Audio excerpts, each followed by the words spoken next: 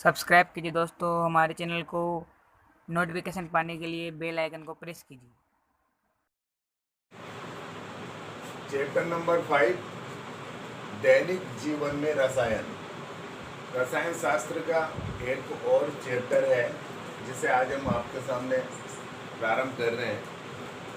देखिए, दैनिक जीवन में जो रासायनिक पदार्थों का हम उपयोग करते हैं उन्हें मुख्य रूप से हम 3 भागों में बांटकर और उनका अध्ययन करते हैं। 3 भाग हैं। एसिड मतलब अम्ल, नंबर 2 क्षार और नंबर 3 लवण। या हम कह सकते हैं कि हमारे आसपास दैनिक जीवन में जो उपयोगी पदार्थ हैं उन्हें 3 श्रेणियों में बांट दिया जाता है। अम्ल होते हैं, क्षार होते हैं या फिर वे लवण होते हैं। तो अम्ल, क्षार और लवण में बांटकर हम पदार्थों का अध्ययन यहाँ पर भी करेंगे। ठीक है, एक एक पॉइंट की हम बात कर रहे हैं। सबसे पहले हम अम्ल की बात करते हैं। तो अम्ल क्या होते हैं? आपने पहले भी छोटी कक्षाओं में 6ठी 7वीं में भी पढ़ा होगा कि अम्ल वे पदार्थ होते हैं जो स्वाद में खट्टे होते हैं। तो बिल्कुल सही है यहाँ, परंतु हम यहाँ पे जो इसकी विशेषता है, पहला प्रश्न बनता है कि अम्लों की विशेषताएं लिखिए। तो विशेषताएं या परिभाषा की दृष्टि से भी वही बात है कि आप लिख सकते हैं कि अम्ल वे पदार्थ होते हैं जो स्वाद में खट्टे होते हैं। पहला पॉइंट। दूसरा है कि अम्ल वे पदार्थ होते हैं जो नीले लिटमस पत्र को लाल करते हैं।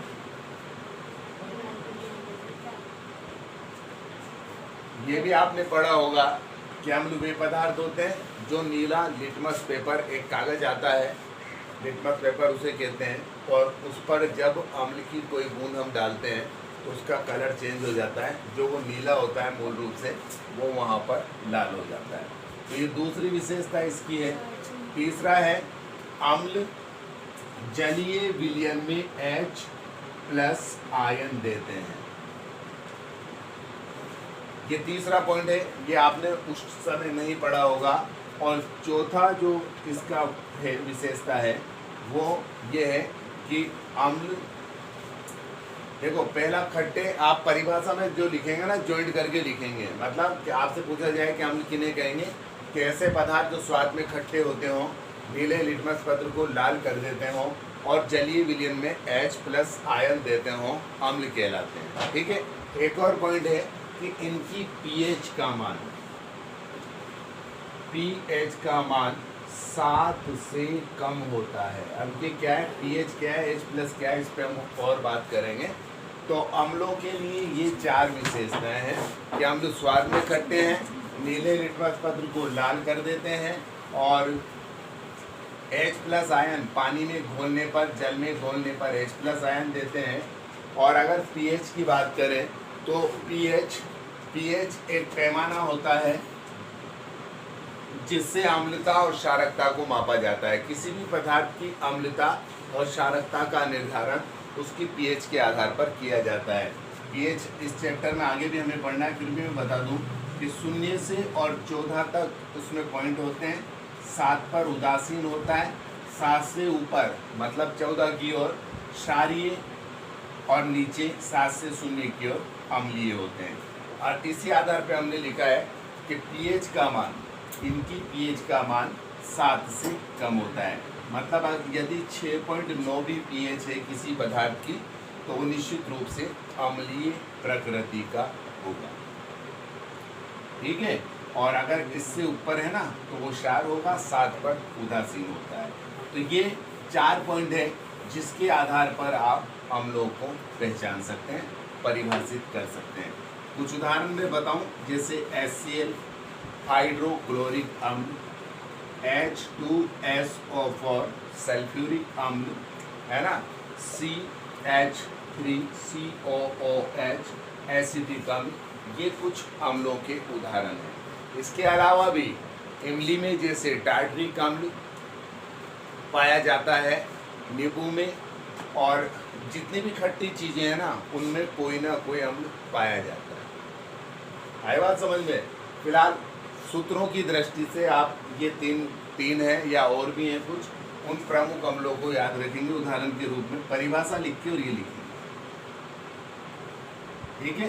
एसिडिक अम्ल, सिट्रिक अम्ल, ये सब पदार्थों में पाए जाते हैं, नींबू वगैरह में पाए जाते हैं। इमली में टार्टिक अम्ल पाया जाता है, चींटी जो काटती है ना हमें, उसमें फार्मिक अम्ल पाया जाता है। तो ये सब भी होते हैं, परंतु मुख्य रूप से हमें ये सूत्रों की दृष्टि से अम्लों के साथ ये याद रखना है। अब एक शब्द आया है यहाँ पर, लिटमस पेपर, लिटमस। तो देखो लिटमस जो पत्र है, वो लिटमस को हम थैलोफाइटा समूह के लीचेन नामक पौधे से प्राप्त करते हैं। आपने 9th में पढ़ा होगा कि ऐसे पौधे जिनमें पादप शरीर जड़ तना पत्तियों में विभक्त नहीं होता है, वे कहलाते हैं, क्या कहलाते हैं? थैलोफाइटा समूह। तो उस समूह का एक पौधा है लीचेन, पौधे का नाम क्या है? लीचेन। और इस लीचेन पौधे से हम लिटमस को प्राप्त करते हैं।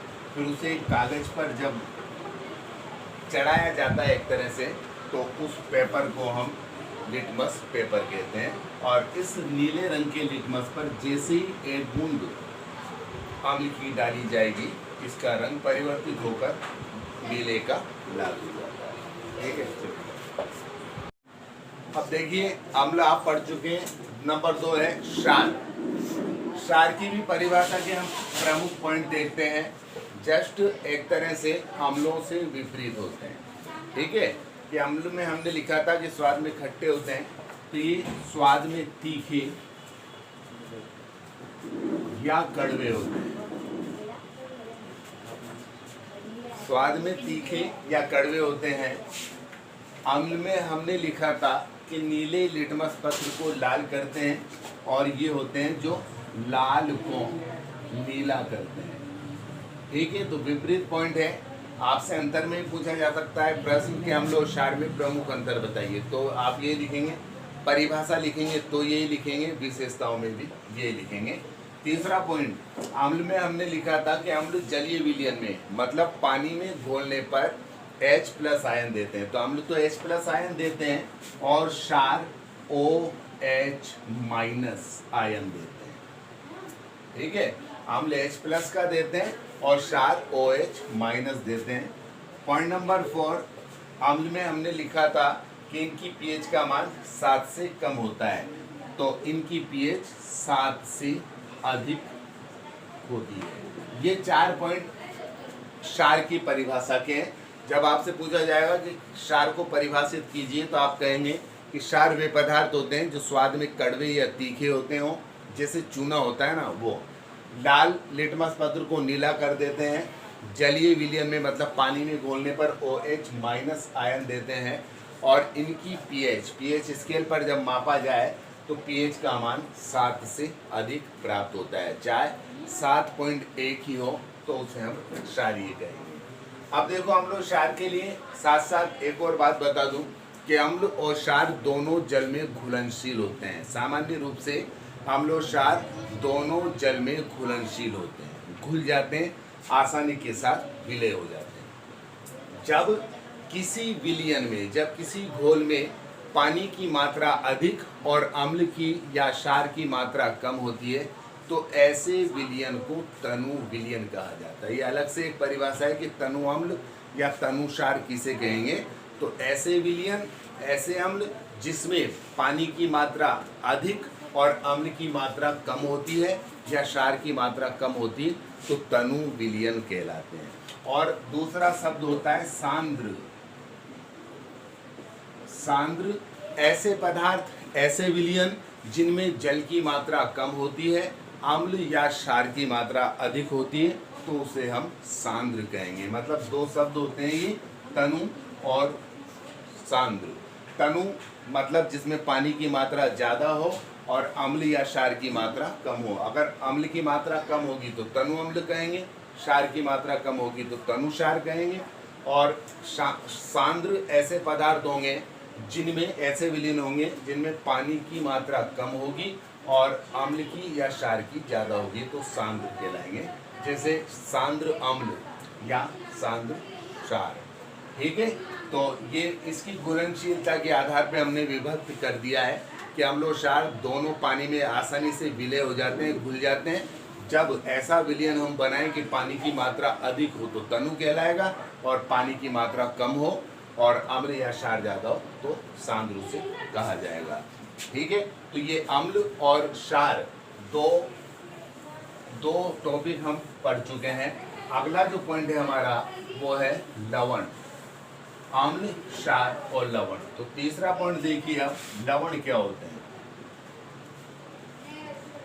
परिभाषिक दृष्टि से इसमें भी देखो कि हमने अम्ल में तो कहा है कि अम्ल स्वाद ये, चलो उसकी जो इम्पोर्टेंट पॉइंट है उसी से आते हैं कि अम्ल में हमने कहा है कि H+ आयन देते हैं, और क्षार में हमने कहा है कि OH- आयन देते हैं।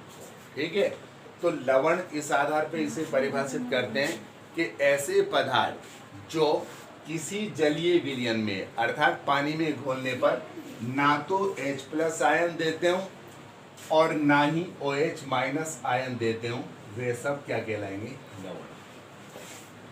ठीक है भाई, मतलब H+ देने वाले तो अम्ल होते हैं, OH- देने वाले क्षार होते हैं, और जो कुछ भी नहीं दे, ना तो H+ दे ना OH- दे, ऐसे पदार्थों को हम लवण कहते हैं।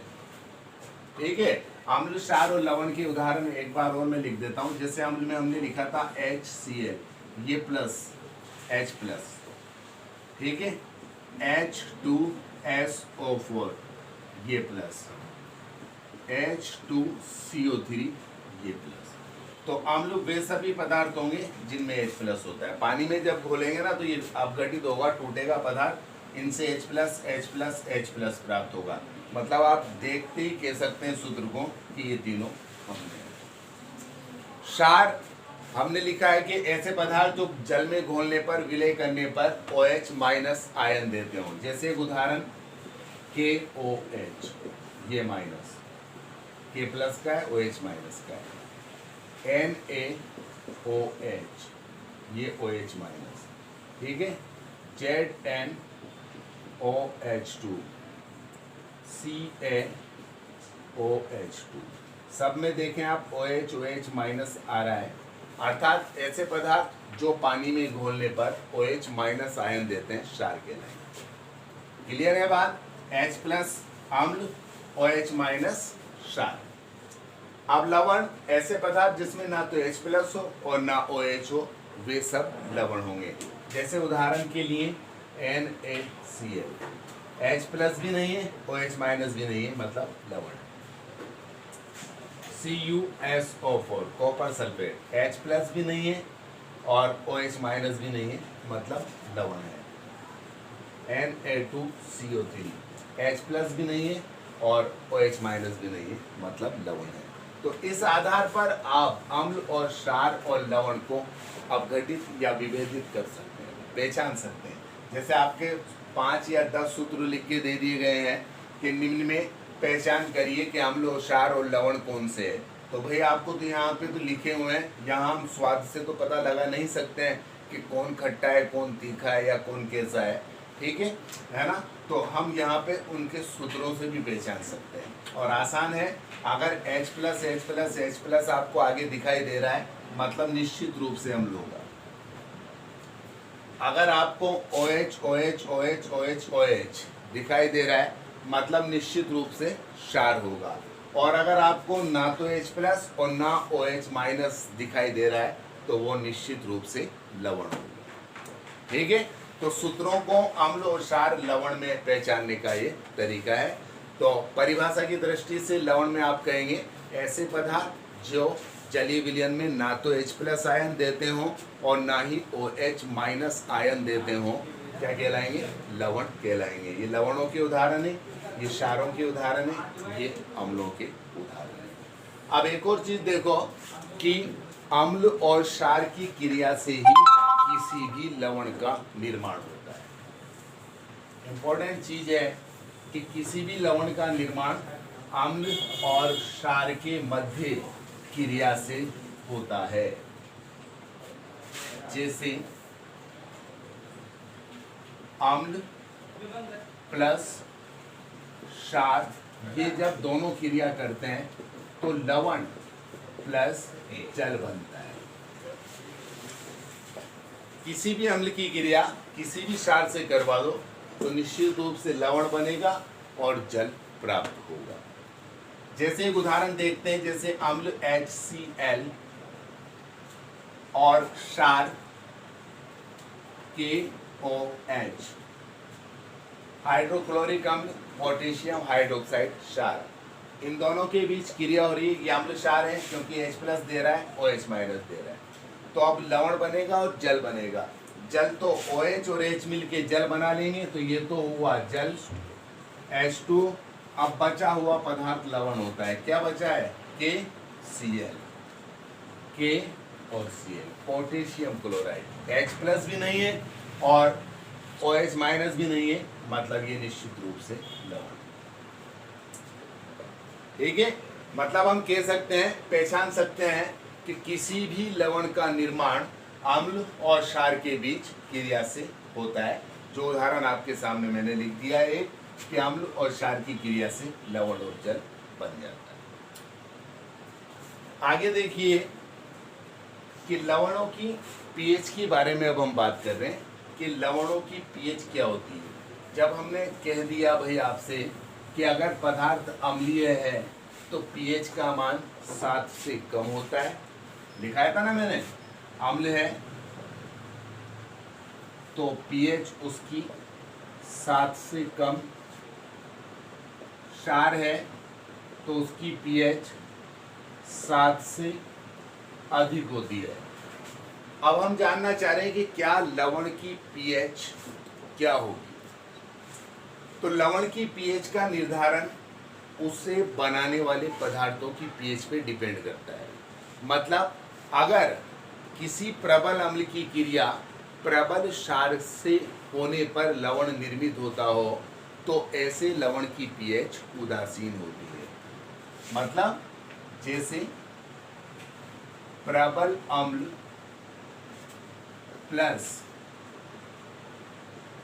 प्रबल क्षार आपस में क्रिया करते हैं, अम्ल भी प्रबल है और क्षार भी प्रबल है, तो जो लवण बनेगा वो होगा उदासीन, उदासीन लवण। और उदासीन की पीएच होती है 7। उदासीन पदार्थ की पीएच फिक्स है 7। जैसे शुद्ध जल की पीएच का मान 7 होता है जो हम पीने में उपयोग में लेते हैं। तो जब प्रबल अम्ल की क्रिया प्रबल क्षार से होती है तो जो लवण प्राप्त होता है वो उदासीन होता है और उसकी पीएच निश्चित रूप से 7 होती है।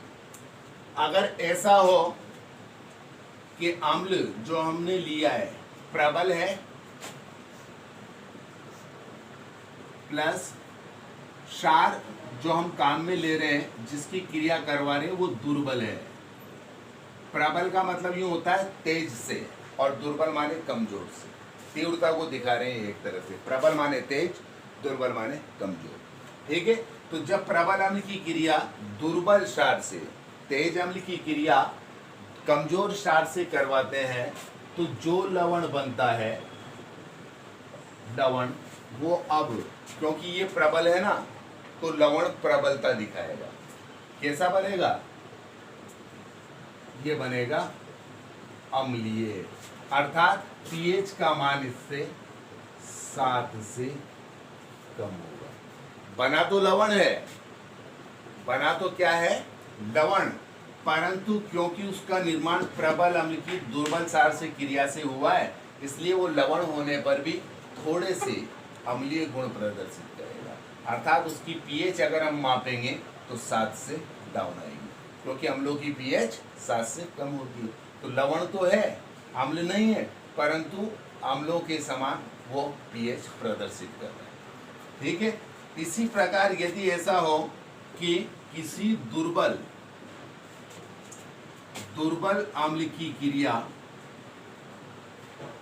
प्रबल क्षार से करवा दें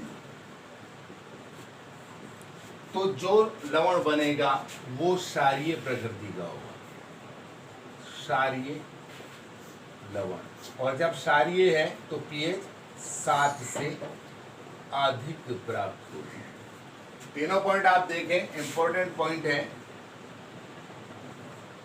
कि अम्ल, क्षार और लवण हम पढ़ रहे हैं कि जब अम्ल की क्रिया क्षार से करवाई जाती है तो लवणों का निर्माण होता है।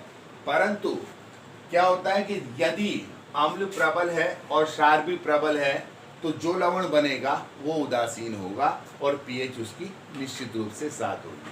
परंतु ऐसा हो कि जो अम्ल आपने लिया है वो प्रबल हो, क्षार जो आपने लिया है वो दुर्बल हो, मतलब कमजोर हो, तो लवण तो बनेगा परंतु वो लवण थोड़े से अम्लीय गुण प्रदर्शित करेगा, इसलिए उसकी पीएच का मान 7 से कम होगा, क्योंकि अम्लों की पीएच 7 से कम होती है। और अगर ऐसा हो कि अम्ल दुर्बल मतलब कमजोर हो, क्षार प्रबल हो, तो जो लवण बनेगा वो थोड़े से प्रबलता के कारण क्षारीय गुण दिखाएगा और क्षारों की पीएच का मान 7 से अधिक होता है, इसलिए इसकी पीएच का मान 7 से अधिक होगा। तीनों इंपॉर्टेंट पॉइंट हैं, तीनों आपको नोट कर लेना है अच्छे से याद रखने के लिए। प्रबल अब एक चीज है कि भाई प्रबलता और दुर्बलता हमें कैसे पता लगेगी, तो मैं आपके सामने लिख देता हूं। देखो, प्रबल अम्ल, प्रबल क्षार HCl, H2SO4 और HNO3, ये तीन ही हैं जो प्रबल अम्ल है। इसके अलावा कहीं भी आपको अम्ल दिखाई दे वो निश्चित रूप से दुर्बल है। क्या मानेंगे कि वो दुर्बल है। इसी प्रकार जो क्षार है वो KOH, NaOH, ये दो याद रखें आप प्रमुख रूप से। अगर ये दोनों क्षार है तो प्रबल क्षार है। इनके अलावा जैसे जिंक हाइड्रोक्साइड, कैल्शियम हाइड्रोक्साइड, जो भी है सारे क्षार दुर्बल होते हैं। अब आप समझ सकते हैं, जैसे हमने प्रबल अम्ल में से लिया HCl और दुर्बल प्रबल क्षार में से लिया जैसे NaOH, इन दोनों की क्रिया हुई ना तो जल तो बनना ही है, Na और Cl, ये लवण बनेगा NaCl, सोडियम क्लोराइड, ये लवण उदासीन होगा, क्योंकि प्रबल अम्ल और प्रबल क्षार की क्रिया से बन रहा है ना, तो कैसा होगा, उदासीन, और उदासीन होगा तो इसकी पीएच 7 आएगी। ये नमक का सूत्र है जो घरों पर हम भोजन में उपयोग में लेते हैं, उसकी पीएच 7 होगी। अब अगर ऐसा हो कि अम्ल तो हम प्रबल ले लें जैसे HCl, वही ले लिया मैंने, क्षार दुर्बल मतलब इनके अलावा कोई सा भी क्षार ले लिया जाए, जैसे आप उदाहरण के रूप में कोई सा भी क्षार ले लें, MgOH2, मैग्नीशियम हाइड्रोक्साइड, तो अब लवण बनेगा यहाँ पर मैग्नीशियम क्लोराइड, जल बन जाएगा और ये बनेगा MgCl2। MgCl2 बना है ना, बनेगा भाई, इसका Mg और इसका Cl मिलके MgCl2 बनाएंगे, OH और H मिलके जल बनाएंगे, क्योंकि हम लोग क्षार की क्रिया में लवण और जल बनता है। तो ये जो लवण बनेगा MgCl2, प्रबल अम्ल लिया है हमने और क्षार दुर्बल है, इसलिए कैसा होगा, अम्लीय प्रकृति का, अर्थात इसकी पीएच का मान 7 से कम है। ठीक है। इसी प्रकार अगर हम देखें कि अम्ल दुर्बल लें, मतलब इन तीनों के अलावा कोई और अम्ल लें और क्षार प्रबल लें, तो जो लवण बनेगा वो क्षारीय प्रकृति का होगा। तो अम्ल, क्षार और लवण जो एक टॉपिक है, तीनों पर आपने विस्तार से यहाँ पर देख लिया है। अब इनसे संबंधित अभिक्रियाएं होंगी वो आप बाद में देखेंगे, फिलहाल इसे उतारो, कितना हुआ मिनट।